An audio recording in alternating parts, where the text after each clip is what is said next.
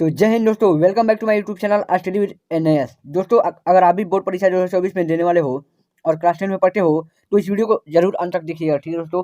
क्योंकि इस वीडियो में हम लोग क्लास 10 सामाजिक विज्ञान के सबसे महत्वपूर्ण प्रश्न को पढ़ने वाले हैं जो यूपीएमएसपी द्वारा निर्धारित किए गए हैं, और ये सभी बहुविकल्पी प्रश्न होंगे, ठीक है दोस्तों। ये केवल बहुविकल्पी प्रश्न होंगे जो यूपीएमएसपी द्वारा निर्धारित किए गए हैं। तो आइए वीडियो को स्टार्ट करते हैं। हमारा पहला क्वेश्चन है दोस्तों, राष्ट्रवाद का उदय सर्वप्रथम किस देश से हुआ?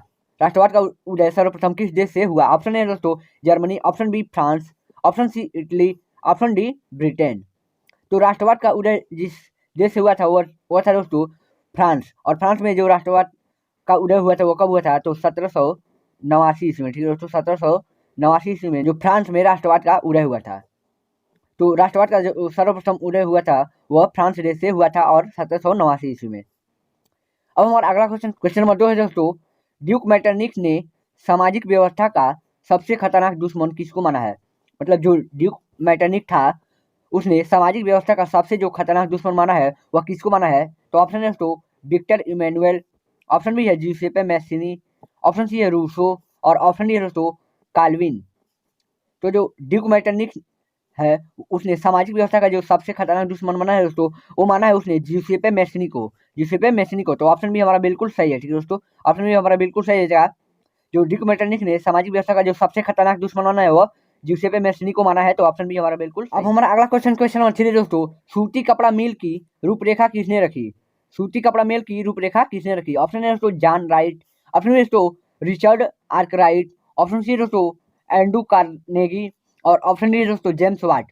तो जो सूती कपड़ा का मिल था उसकी रूपरेखा जो किसने रखी थी? तो वो रखी थी दोस्तों रिचर्ड आर्कराइट ने। रिचर्ड आर्कराइट ने। तो ऑप्शन बी हमारा बिल्कुल सही है, ठीक है दोस्तों। क्वेश्चन नंबर 3 का ऑप्शन नंबर बी हमारा बिल्कुल सही हो जाएगा। जो सूती कपड़ा मिल था उसका जो रूपरेखा रखा था वो है रिचर्ड आर्कराइट ने। अब हमारा अगला क्वेश्चन नंबर 4 दोस्तों, 1928 से 1934 के बीच भारत में गेहूं की कीमत में 50% की कमी आ गई। इसका कारण था अंतर्राष्ट्रीय बाजार में, मतलब जो 1928 से 1934 के बीच भारत में जो गेहूं की कीमत जो 50% गिर गई, तो इसका कारण अंतर्राष्ट्रीय बाजार में क्या था? तो ऑप्शन है दोस्तों कीमतों का गिरना, ऑप्शन है दोस्तों कीमतों का स्थिर रहना, ऑप्शन सी है दोस्तों कीमतों का बढ़ना, और ऑप्शन है दोस्तों इनमें से कोई नहीं। तो जो 1928 से 1934 के बीच जब भारत में जो गेहूं की कीमत में 50% की जो जब कमी थी, वो दोस्तों कमी तभी होगी जब अंतर्राष्ट्रीय बाजार में जब कीमतों का कमी, जब गेहूं की कीमतों की कमी होगी तभी तो भारत में भी कमी होगी। तो इसीलिए जब जब अंतर्राष्ट्रीय बाजार में हो जाएगा दोस्तों कीमतों का गिरना, अर्थात कीमतों का कमी होना। तो ऑप्शन ए हमारा बिल्कुल सही है, ठीक है दोस्तों। क्वेश्चन नंबर 4 का ऑप्शन ए हमारा बिल्कुल सही हो जाएगा। अब हमारा अगला क्वेश्चन नंबर 5 दोस्तों, 1449 ईस्वी में गुटेनबर्ग ने कौन सी पहली 1449 ईस्वी में गुटेनबर्ग ने कौन सी पहली पुस्तक छापी? मतलब जो गुटेनबर्ग था वो 1449 ईस्वी में एक पुस्तक छापा, जो उसका पहला पुस्तक था। तो उस पुस्तक का क्या नाम था? तो ऑप्शन है दोस्तों जेन आयर, ऑप्शन बी दोस्तों रमोना, ऑप्शन सी दोस्तों हार्ट केटी डिड, और ऑप्शन डी दोस्तों बाइबिल। तो 1448 में जो गुटेनबर्ग था उसने जो पहली अपनी पुस्तक छापी थी उसका नाम था दोस्तों बाइबिल, ठीक है दोस्तों। तो ऑप्शन डी हमारा बिल्कुल सही हो जाएगा। 1448 में गुटेनबर्ग ने जो पहली पुस्तक छापी थी उसका नाम था बाइबिल। तो ऑप्शन डी हमारा बिल्कुल सही है। अब हमारा अगला क्वेश्चन नंबर 6 दोस्तों, बेल्जियम में सामुदायिक सरकार का चुनाव कौन करता है? बेल्जियम में जो सामुदायिक सरकार का चुनाव होता है वह कौन करता है? ऑप्शन दोस्तों एक ही भाषा बोलने वाले लोग, ऑप्शन दोस्तों सभी भाषा को बोलने वाले लोग, ऑप्शन दोस्तों केवल जर्मन भाषा बोलने वाले लोग, और ऑप्शन डी दोस्तों उपरोक्त सभी, मतलब इनमें से सभी। तो बेल्जियम में जब जब सामुदायिक सरकार का चुनाव होता था तो उसमें वही लोग जो चुनाव करते थे दोस्तों जो केवल एक ही भाषा बोलते थे। तो यहाँ पे हो जाएगा ऑप्शन ए हमारा बिल्कुल सही हो जाएगा, ठीक है दोस्तों।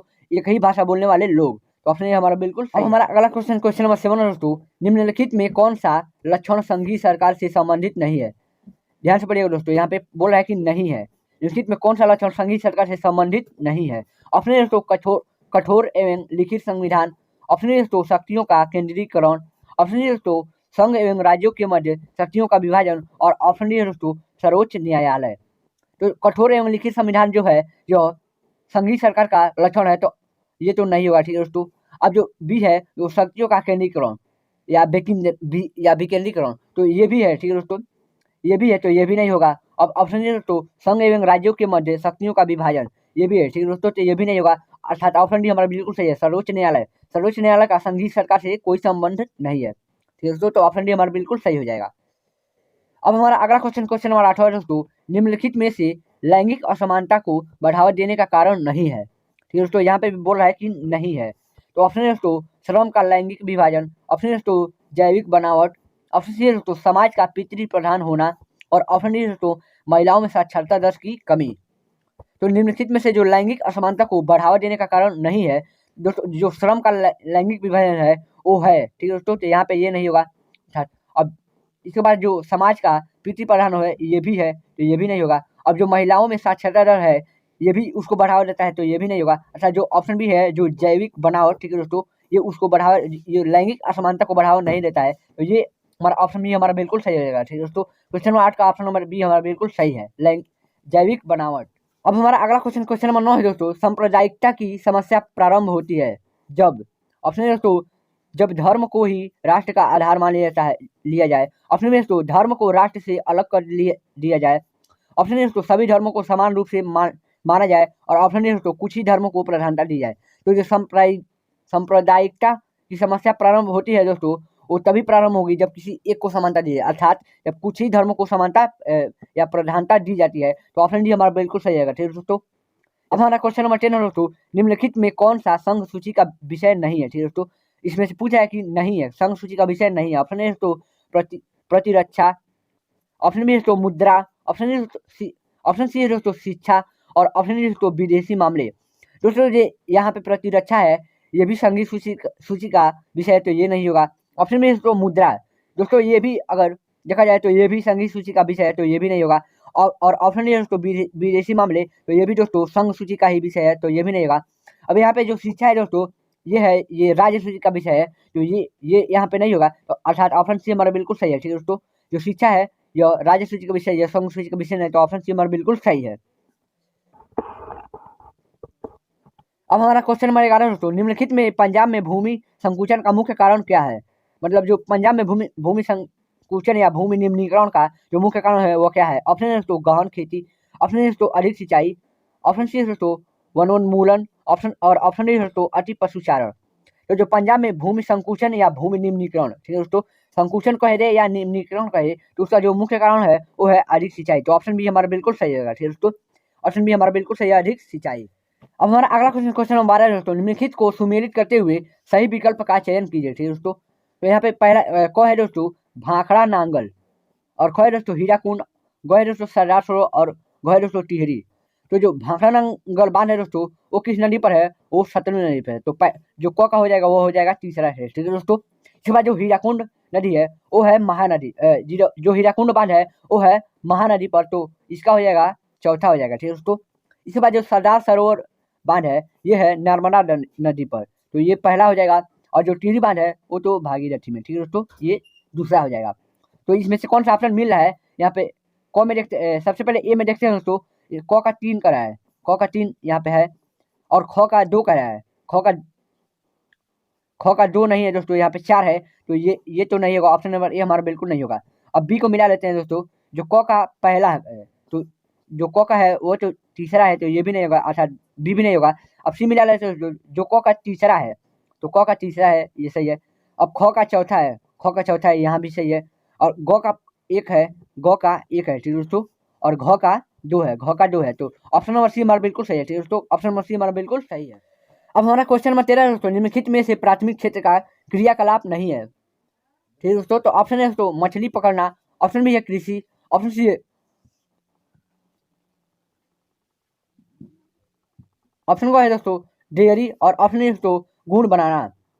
तो इसमें जो प्राथमिक क्षेत्र का क्रियाकलाप नहीं है दोस्तों वो है गुड़ बनाना। ठीक है दोस्तों, प्राथमिक क्षेत्र का मतलब हुआ कि जहाँ से उत्पादन होता है। ठीक है दोस्तों, जहाँ पे बनाया नहीं होता है उत्पादन, और यहाँ पे क्या कर रहा है कि बनाया जा रहा है, तो ये नहीं होगा, ये हमारा द्वितीय क्षेत्र का क्रियाकलाप है, तो ये नहीं होगा, अर्थात ऑप्शन घ हमारा बिल्कुल सही है। ठीक है दोस्तों, अब हमारा अगला क्वेश्चन नंबर 16 दोस्तों, सार्वजनिक एवं निजी क्षेत्र को किस आधार पर वर्गीकृत किया जाता है। सार्वजनिक एवं निजी क्षेत्र को किस आधार पर वर्गीकृत किया जाता है।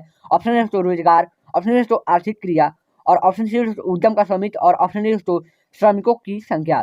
तो जो सार्वजनिक और निजी क्षेत्र को जिस आधार पर वर्गीकृत किया जाता है वो है उद्यम का स्वामित्व, ठीक है दोस्तों, उद्यमों का स्वामित्व। ऑप्शन बी हमारा बिल्कुल सही है, ठीक है दोस्तों, ऑप्शन बी हमारा बिल्कुल सही है, उद्यमों का स्वामित्व। अब हमारा क्वेश्चन 15 दोस्तों, भूक्षरण से क्या तात्पर्य है? भूक्षरण से क्या तात्पर्य है? ऑप्शन है दोस्तों भूमि का उपजाऊ होना, ऑप्शन है दोस्तों भूमि का दलदली होना, ऑप्शन सी दोस्तों भूमि का अनुपजाऊ होना, और ऑप्शन डी दोस्तों भूमि का उपयोग। तो भूक्षरण क्षरण का मतलब होता है दोस्तों नुकसान, अर्थात भूमि का नुकसान। तो भूमि का नुकसान होगा अर्थात भूमि का अनुपजाऊ होना। तो ऑप्शन सी हमारा बिल्कुल सही हो जाएगा, ठीक है दोस्तों, जो भूक्षरण का अर्थ है वो हो जाएगा भूमि का अनुपजाऊ होना। अब हमारा क्वेश्चन नंबर 16 दोस्तों, मगरमच्छ, गैंडा, काला हिरण किस जाति में नहीं आते हैं? ठीक है दोस्तों, यहाँ पे बोल रहा है कि किस जाति में नहीं आते हैं। ऑप्शन है दोस्तों सामान्य जाति, ऑप्शन है दोस्तों संकटग्रस्त जाति, ऑप्शन है दोस्तों और व दोनों, और ऑप्शन डी है दोस्तों उपरोक्त सभी, मतलब इनमें से सभी। तो मगरमच्छ, गैंडा और जो काला हिरण है दोस्तों वो किस जाति में नहीं आते हैं? ठीक है दोस्तों, यहाँ पे नहीं आते हैं। तो ये जो मगरमच्छ, गैंडा और काला हिरण है ये संकटग्रस्त जाति में आते हैं। तो और यहाँ पे पूछा है कि नहीं आते हैं, तो ऑप्शन ए हमारा बिल्कुल सही है, सामान्य जाति में ये नहीं आते हैं और संकटग्रस्त जाति में आते हैं। तो यहाँ पे ऑप्शन ए हमारा बिल्कुल सही है, ठीक है दोस्तों। अब हमारा क्वेश्चन नंबर 17 दोस्तों, निम्नलिखित में से कौन सा व्यापार अवरोधकों का लक्षण नहीं है? इसमें जो कौन सा व्यापार है वो अवरोधकों का लक्षण नहीं है। ऑप्शन है दोस्तों सरकार विदेशी व्यापार को नियमित करने के लिए व्यापार अवरोधकों का प्रयोग कर सकती है।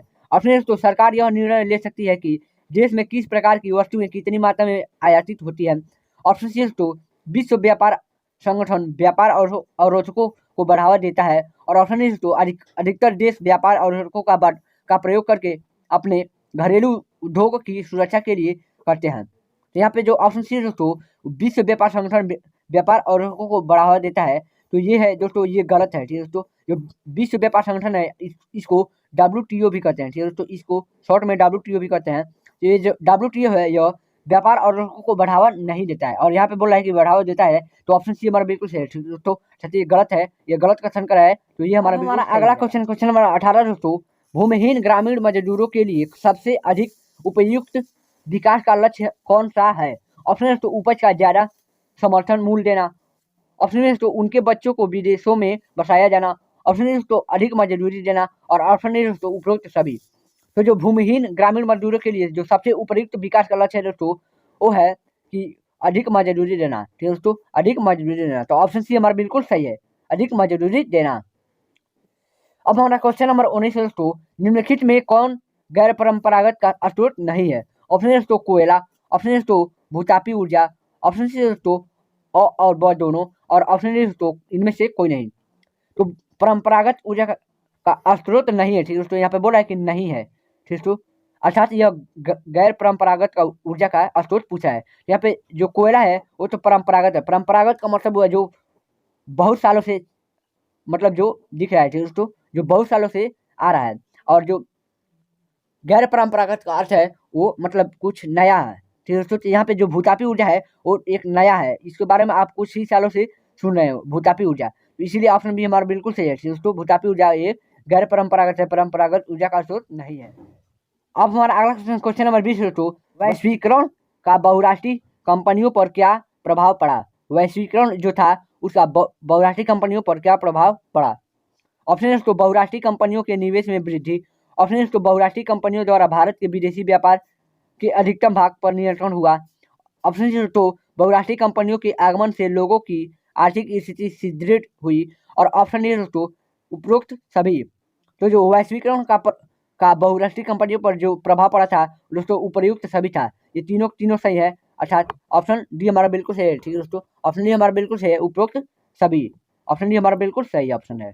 तो धन्यवाद दोस्तों, अगर आपको हमारा वीडियो अच्छा लगा है तो अपने दोस्तों के पास इस वीडियो को, ठीक है दोस्तों, आप अपने दोस्तों के पास इस वीडियो को ज़्यादा से ज़्यादा शेयर करें, ठीक है दोस्तों, आप इस वीडियो को अपने दोस्तों के पास ज़्यादा से ज़्यादा शेयर करें, और चैनल को सब्सक्राइब करना ना भूलें। तो मिलते हैं अगली ऐसी वीडियो में, तब तक के लिए जय हिंद दोस्तों, वंदे मातरम।